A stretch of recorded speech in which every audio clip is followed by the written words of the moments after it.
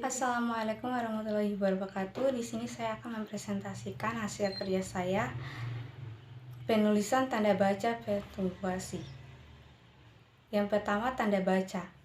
Tanda baca adalah tanda-tanda yang dipakai dalam sistem ejaan, seperti titik, koma, titik, dua, dan sebagainya. Tanda baca dapat membantu pembacaan untuk memahami makna tulisan dengan tepat. Bayangkan jika tulisan dibuat tanpa tanda baca, pasti tulisan tersebut akan membuat bingung dan susah dicerna. Jenis dan penulisan tanda baca yang benar sesuai dengan ejaan Indonesia dan disempurnakan. Tanda baca terbagi menjadi 15 bagian jenis tanda baca. Yang pertama, tanda titik. Tanda titik digunakan pada akhiran kalimat yang bukan pernyataan dan seru. Tanda titik dapat dipakai di belakang angka atau huruf dalam suatu bagian ikhtisar dan daftar.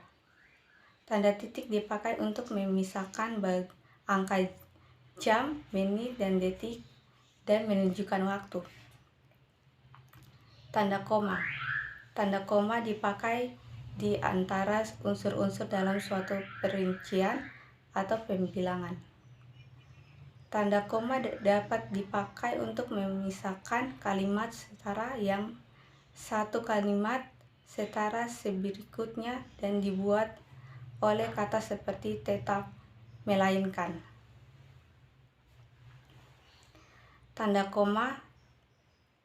Tanda titik koma dapat dipakai sebagai pengganti kata penghubung untuk memisahkan kalimat yang setara di dalam kalimat majemuk, serta tanda titik koma digunakan untuk akhir pertanyaan perincian dalam kalimat yang berupa frasa kelompok kata.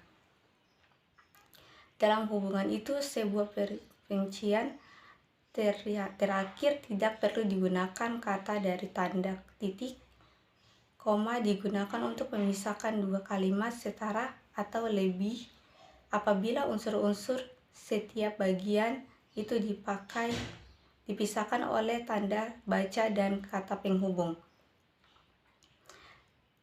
Tanda titik dua. Tanda titik dua dapat dipakai akhir susun suatu pernyataan lengkap, ungkapan diikuti rangkaian dan permisahan. Tanda titik dua dipakai sesudah kata atau ungkapan yang memerlukan pemberian.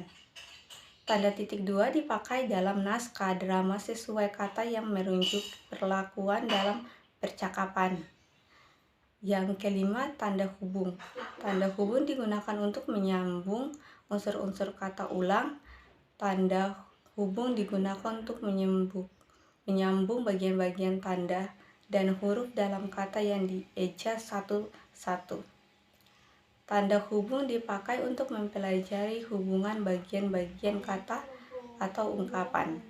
Yang enam, tanda tanya. Tanda tanya dipakai pada akhir kalimat tanya. Tanda tanya dipakai di dalam tanda kurun untuk menyatakan tanggal kalimat yang disangsikan atau yang kurang dapat dibuktikan kebenarannya. Yang ketujuh, tanda seru.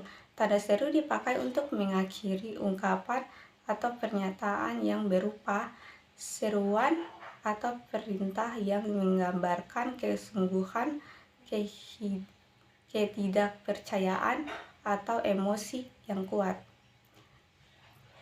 Yang kedelapan, tanda penyingkat atau apostrof. Tanda penyingkat menunjukkan kehilangan bagian atau bagian angka huruf atau tahun. Tanda yang keenam, yang kedelapan, tanda efrisif. Tanda efrisif dipakai dalam kalimat yang terputus-putus. Tanda efrisif dipakai untuk menunjukkan bahwa dalam suatu kalimat atau naskah ada bagian yang dihilangkan. Tanda garis miring yang ke-10, tanda garis miring yang di dalam nomor surat, nomor pada kalimat, pada alamat dan penandaan masa 1 tahun yang terbagi dalam 2 tahun takawari atau tahun ajaran. Tanda garis miring dipakai sebagai pengganti kata atau tiap yang ataupun. Yang ke-11, tanda petik. Tanda petik dipakai untuk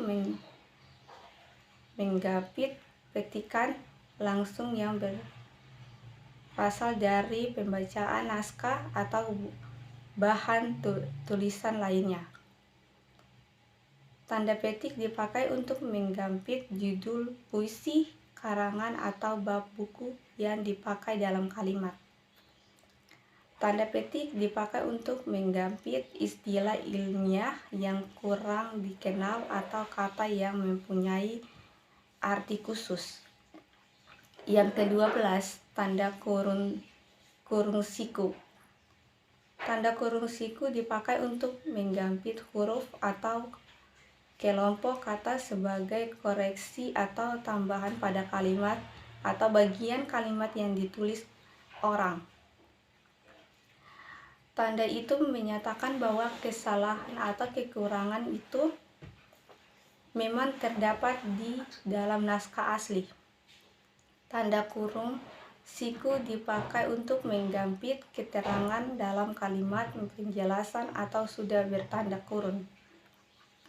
Yang ke-13, tanda petik tunggal. Tanda petik tunggal dipakai untuk menggapit petikan-petikan yang terdapat di dalam petikan lain.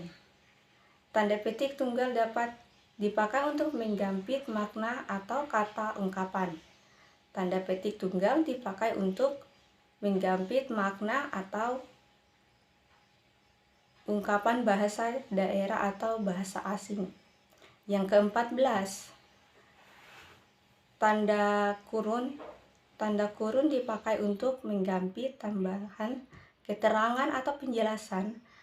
Tanda kurun dipakai untuk menggapit keterangan atau penjelasan yang bukan bagian utama kalimat. Tanda kurun dipakai untuk menggapit huruf atau kata yang kehadiran di dalam teks dapat dihilangkan. Tanda kurun dipakai untuk menggapit atau huruf yang merinci urutan keterangan. Yang terakhir 15, tanda pisah. Tanda pisah dipakai untuk membatasi penyisipan atau yang kalimat yang membantu penjelasan di luar bagian utama kalimat. Tanda pemisah dipakai untuk menjelaskan adanya keterangan apabila atau keterangan yang lain sehingga kalimat menjadi lebih jelas. Tanda pisah dipakai di antara dua bagian tanggal atau tempat dengan arti sempit dengan atau sampel ke lainnya. Terima kasih.